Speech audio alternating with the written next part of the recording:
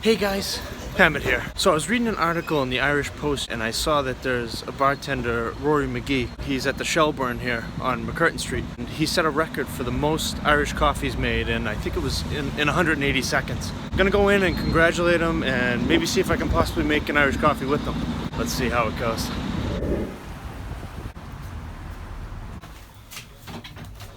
Alright, so I'm here in the Shelbourne now, and Rory's just getting the stuff ready. He's coming over. We're gonna make one up here. I'm very excited. How are you feeling after the win? Like it's all a bit surreal, you know. Like it all happened so fast at the time, and I had to come back and work that evening too. So you know, but it was great. I really wanted it. Like you can see this area here. I was there practicing every morning before we up for lunch, really, and then practicing at night when I finished the bar, and staying here till all hours in the morning. I really wanted it. Practicing with water, of course.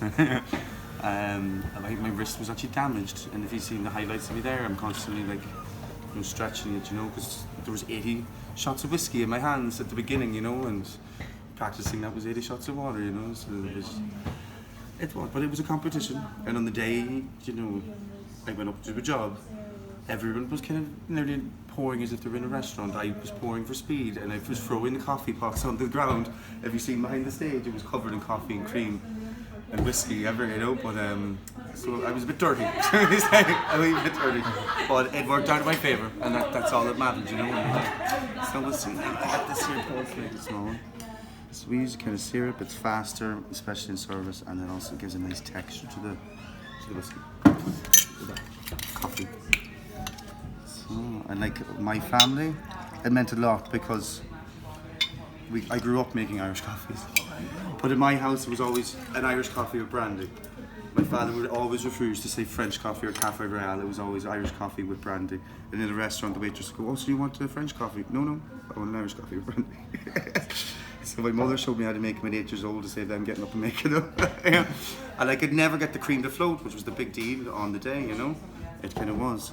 But like leaving it set, making sure it's completely dissolved, again using syrup helps that speeding up. And then when I started in bars at 14, I was taught, and I was home on my holidays there after the competition, and I got to thank the first bartender who showed me how to make the cream float. And all he told me was, just keep a bit of coffee on the spoon like that, and if you pour the cream on top of it, it'll change the same temperature as the coffee, and the cream should float perfectly. So, you know, this is pretty thick now. I would usually have it less. So, but no, you can make a mess. That was part of the rules. You just have to wipe it down. You're allowed. You can make as much of a mess, but it had to be black and white, which did happen here, thank God. So yeah, it was fun. It's kind of all. I thought it was all over and done with, and now I'm still being videoed.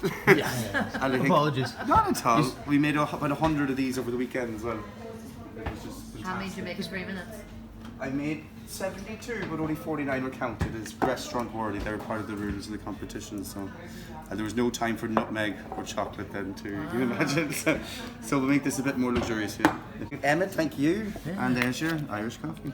So that was a fantastic experience. I'm so glad I said yes to that. Rory's such a nice guy, such a good guy, and really skilled at what he does. The coffee was so good. Apologies, the footage of me making it didn't come out, but you know, I did do it. Again, so glad I said yes to that. So I'd highly recommend anybody to check out the Shelbourne. So guys, say yes to something new.